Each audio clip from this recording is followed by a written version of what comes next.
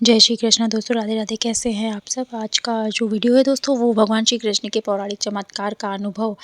कौन कौन से पौराणिक चमत्कार थे। भगवान बाल लीला बाल कृष्ण जब बाल रूप में भगवान श्री कृष्ण थे तो उन्होंने बहुत सारे चमत्कार किए थे। उनका वर्णन पुराणों में किया गया, इसलिए इन्हें पौराणिक चमत्कार कहते हैं। भगवान विष्णु का वास्तविक और पूर्ण अवतार थे श्री कृष्ण भगवान।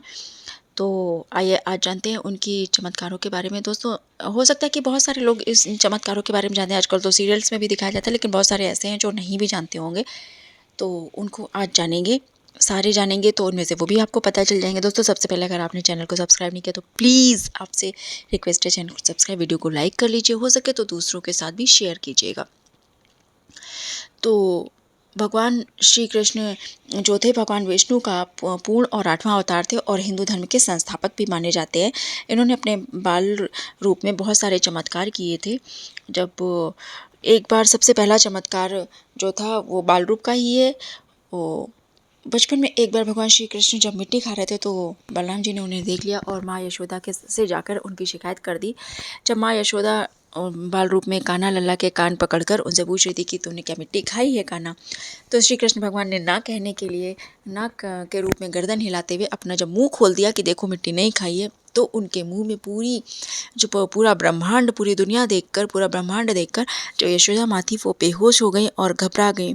जब उन्हें होश आया तो उन्होंने लल्ला को यानी कान्हा को अपने गले से लगा दिया। जो दूसरा चमत्कार था वो बड़े होने के पश्चात था। एक बार भगवान श्री कृष्ण और उनके भाई बलराम जी सांदीपनी ऋषि के आश्रम में पढ़ते थे।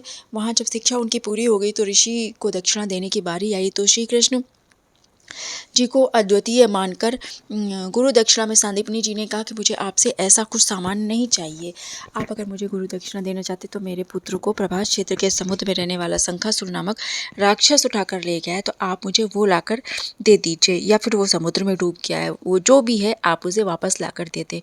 तो गुरु की बात मानकर गुरु दक्षिणा के रूप में ये देने के लिए वो समुद्र की ओर चल दिए। जब समुद्र तट पर पहुंचे, समुद्र ने उसे कहा कि आप गुरु के पुत्र को लौटा दीजिए। समुद्र ने कहा मैंने गुरु के पुत्र को नहीं लाया है और ना ही मैंने उसके साथ कुछ किया है। यहाँ पर एक पांचजन नामक समुद्री दैत्य है जो शंखासुर के नाम से भी प्रसिद्ध है, वो उसको खा गया है। तब श्री कृष्ण भगवान समुद्र में उतरे उस बालक की खोज में और 5 जन शंख में छिपे दैत्य को देखा और उससे मांगा, परंतु उसने नहीं दिया। उसने कहा मेरे पास नहीं है, तो उसका उदर चीरा। वहाँ पर उस श्री कृष्ण भगवान को कोई बालक नहीं मिला।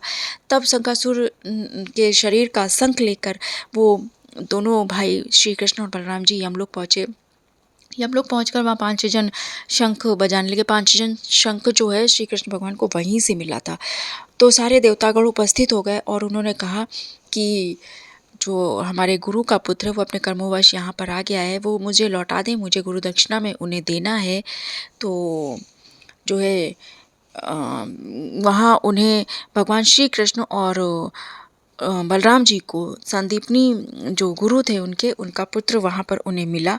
वह उसे लेकर वापस उज्जैन लौटाए और वहाँ अपने गुरु को, उनके पुत्र को जीवित सौंप दिया। तीसरा जो चमत्कार था वो भगवान श्री कृष्ण इंद्रोत्सव नामक उत्तर भारत में एक बहुत बड़ा त्यौहार मनाया जाता था, तो श्री कृष्ण भगवान ने उसे बंद करवाकर उसकी जगह रंग पंचमी, गोपोत्सव और होली आयोजन को करना शुरू कर दिया। उसका शुभारंभ कर दिया। वो उन त्योहारों को मनाया जाने लगा। तो श्री कृष्ण जी के निवेदन पर स्वर्ग से सभी देवी देवताओं, अप्सराओं की, चूँकि उन्होंने इसकी शुरुआत कर दी तो बाकी देवी देवताओं की जो पूजा होती थी वो बंद हो गई और जो इंद्रोत्सव होता था वो भी बंद हो गया। इससे इंद्र भगवान नाराज हो गए। नाराज होकर वो अत्यधिक वर्षा करने लगे। आपने सुना होगा कि जब अत्यधिक वर्षा इंद्र ने की तो वो श्री कृष्ण भगवान ने गोवर्धन पर्वत एक उंगली पर उठा लिया था, तो वर्षा करने का इंद्र का कारण यही था। और जब वर्षा होने लगी तो सारे जो ब्रजवासी थे घबराकर श्री कृष्ण के पास गए। श्री कृष्ण ने तब उसी समय गोवर्धन को एक उंगली पर उठा लिया और सारे ब्रजवासियों को उस पर्वत के नीचे बुला लिया। जब उस पर्वत के नीचे सारे ब्रजवासी पहुँच गए तो उन पर इंद्र की वर्षा का प्रभाव होना बंद हो गया। जो चौथा चमत्कार था वो ये था कि एक महाभारत में द्रुपद के समय जब युधिष्ठिर ने द्रौपदी को दांव पर लगा दिया और दुर्योधन की ओर से मामा शकुनी ने द्रौपदी को जीत लिया, तो सभी को पता है कि द्रौपदी के साथ क्या हुआ। उस समय श्री कृष्ण ने द्रौपदी की मदद करते हुए उनका जो चीर था, उनकी साड़ी थी, वो बढ़ती ही चली जा रही थी, बढ़ती ही चली जा रही थी। ये भी एक चमत्कार था भगवान श्री कृष्ण का, जिसका वर्णन पुराणों में है, तो इसलिए इसे भी पौराणिक चमत्कार ही माना जाता है। पांचवा जो चमत्कार था वो भीम का पौत्र था। ये भी शायद सभी लोग जानते होंगे। घटोत्कच का पुत्र बर्बरिक, और आजकल जो हमारे श्री श्याम बाबा प्रसिद्ध है, तो उनकी कहानी भी सभी ने सुनी है, इसलिए पता होगा कि बर्बरिक अत्यंत मायावी और शक्तिशाली था। उसके 3 बाण ही काफ़ी थे, जिसके बल से कौरव पांडवों की पूरी सेना को समाप्त किया जा सकता था। युद्ध के मैदान में भीम पौत्र जो है बर्बरिक को दोनों खेमों के मध्य युद्ध, जो एक पीपल के वृक्ष के युद्ध के मध्य बिंदु एक पीपल के वृक्ष के नीचे खड़े होकर घोषणा कर दी कि मैं उस पक्ष की तरफ से लड़ूंगा जो हार रहा होगा। बर्बरिक की इस घोषणा से कृष्ण चिंतित हो गए, क्योंकि कौरव हारने वाले थे, तो जब कौरवों की तरफ से लड़ता तो निश्चित रूप से पांडव हार जाते। तब भगवान श्री कृष्ण ने ब्राह्मण का वेश बनाकर बर्बरिक के शिविर पे जाकर पहुंचे और उनसे दान मांगने लगे। बर्बरिक ने कहा, मांगो क्या चाहिए। तब उन्होंने कहा कि तुम दे ना सकोगे। उन्होंने कहा, नहीं, मैं जो आप मांगेंगे वो दूँ। तभी कहा जाता है कि शीश दानी बर्बरिक जो को सबसे बड़ा दानी माना जाता है, क्योंकि बर्बरिक को श्री कृष्ण के जाल में फंस गए और उन्होंने उनका शीश ही मांग लिया, तभी उन्हें शीश का दानी कहा जाता है।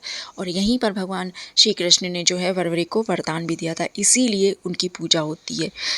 और इसके अलावा छठा चमत्कार महाभारत के युद्ध के समय का है, जब अभिमन्यु के वध का बदला लेने के लिए अर्जुन ने शपथ ली थी, और कि सूर्योदय से पहले अगर वध नहीं कर सका तो जयद्रथ का तो मैं जो आत्मदाह कर लूँगा। तब उन्होंने सूर्य को सूर्योदय से पहले ही छिपा दिया था। इसके अलावा जो सातवां चमत्कार था वो अश्वत्थामा ने पांडव पक्ष के कुल का नाश करने हेतु पांडव के सभी पुत्रों को मार दिया था।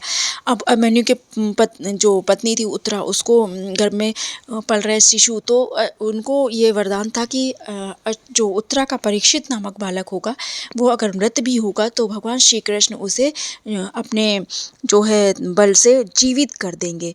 तो उन्होंने कहा था, यदि तेरे शस्त्र के प्रयोग से मृत बालक भी हुआ नीच अश्वत्थामा, तो भी मैं उसे जीवित कर दूंगा और वो भूमि का सम्राट होगा। और तू नीच अश्वत्थामा, तू इतने वधों का पाप ढोता हुआ 3000 वर्षों तक निर्जन स्थानों में भटकेगा। तेरे शरीर को सदैव, तेरे शरीर से रक्त की दुर्गंध आती रहेगी, तू अनेक रोगों से पीड़ित रहेगा। वेद व्यास ने श्री कृष्ण के वचनों का अनुमोदन किया और उसे लिखा ताकि लोग इसके बारे में जाने। इसीलिए जो है अश्वत्थामा 3000 वर्षों तक निर्जन स्थानों पर उनकी आत्मा भटकती रही थी और उनके शरीर से रक्त की दुर्गंध आती थी। इसके कारण लोग उनसे दूर भागते थे, उनके पास नहीं जाते थे। तो ये थे पौराणिक श्री कृष्ण भगवान के 7 बड़े बड़े चमत्कार। कुछ तो लोग जानते होंगे, जैसे आई होप अश्वत्थामा वाला लोग नहीं जानते होंगे, और बर्बरिक वाला वैसे नहीं जानते, लेकिन चूँकि श्याम बाबा की कहानी बहुत फेमस है तो उसके बारे में लोग जानते हैं। दोस्तों, सब्सक्राइब करना, लाइक करना ना भूलिए।